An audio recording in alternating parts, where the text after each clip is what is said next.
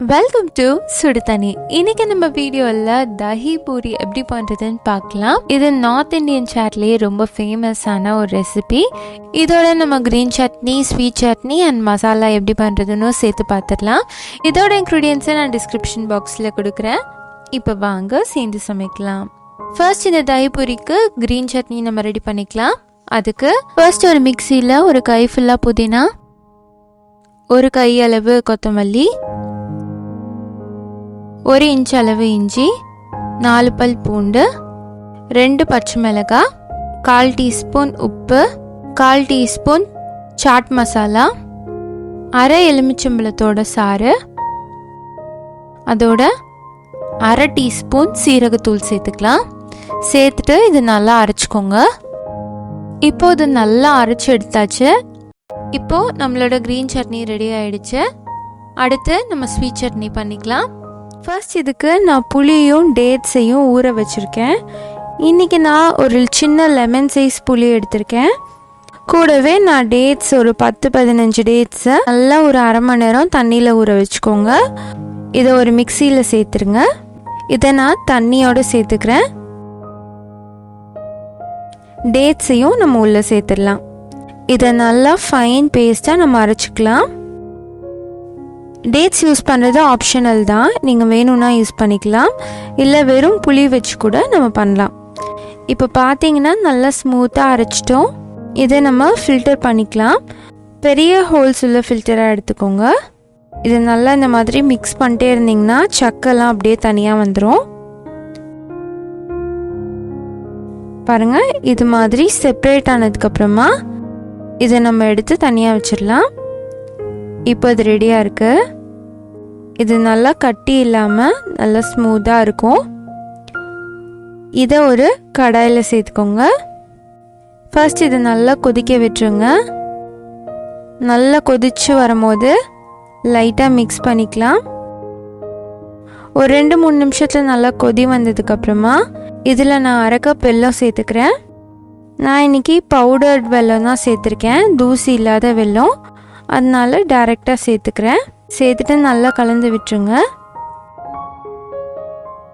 வெல்லம் சேர்த்த உடனே கொஞ்சம் தண்ணியாக இருக்கும், ஆனால் இது ஒரு 5 மினிட்ஸ்லேயே நல்லா திக்காயிடும். புளி சேர்த்துருக்கனால சீக்கிரமே திக்காயிடும். இது நல்லா கொதிச்சு வரும்போது இதில் 1 டீஸ்பூன் காஷ்மீரி மிளகாய் தூள், 1/2 டீஸ்பூன் சீரகத்தூள், 1/4 டீஸ்பூன் மாங்காய் பொடி, மாங்காய் பொடி இல்லைன்னா சாட் மசாலா சேர்த்துக்கோங்க, 1/4 1/2 டீஸ்பூன் உப்பு சேர்த்துக்கலாம். சேர்த்துட்டு நல்லா இதை மிக்ஸ் பண்ணிவிடுங்க. இது கொஞ்ச நேரத்துலேயே நல்லா திக்காயிடும். டொமேட்டோ கெச்சப்லாம் ஒரு கன்சிஸ்டன்சியில் இருக்கும், அந்த மாதிரி வரணும். இப்போ பாருங்கள், அந்த மாதிரி இது ரெடி ஆயிடுச்சு. இது நல்லா ஆற வச்சிடலாம். அவ்வளோதான், இந்த ஸ்வீட் சட்னி சூப்பராக ரெடி ஆயிடுச்சு. அடுத்து தஹி பூரிக்கான அந்த தயிர் நம்ம ரெடி பண்ணிக்கலாம். நான் இன்றைக்கி 1 கப் தயிர் எடுத்திருக்கேன். இதை கட்டி இல்லாமல் ஃபர்ஸ்ட் நல்லா மிக்ஸ் பண்ணிடலாம். ஒரு விஸ்க் வச்சு க்ரீமியாக மிக்ஸ் பண்ணிக்கோங்க. இந்த மாதிரி நல்லா கட்டி இல்லாமல் மிக்ஸ் ஆனதுக்கப்புறமா இதோட ஒரு 1/4 டீஸ்பூன் உப்பு, 2 டீஸ்பூன் சர்க்கரை சேர்த்துக்கலாம். 1 கப் தயிருக்கு 2 டீஸ்பூன் சர்க்கரை கரெக்டாக இருக்கும்.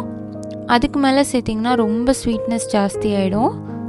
ஸோ வேணும்னா நீங்கள் டேஸ்ட் பண்ணி பார்த்துட்டு சேர்த்துக்கலாம்.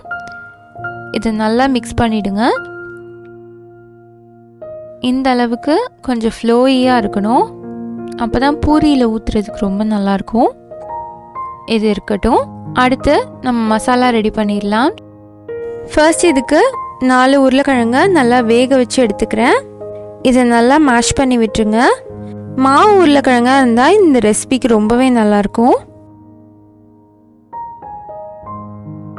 இப்போ இது கூட ஒரு பெரிய வெங்காயம்,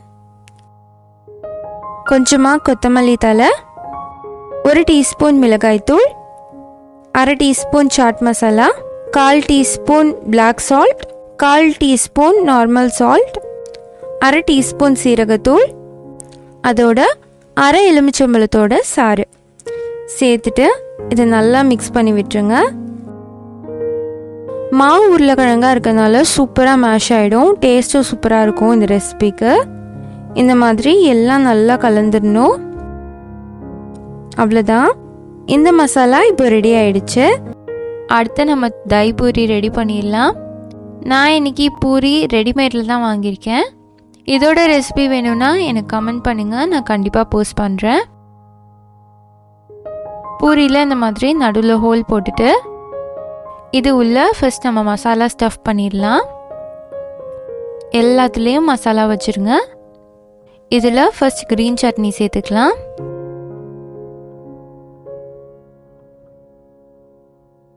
அடுத்து ஸ்வீட் சட்னியை சேர்த்துக்கிறேன்.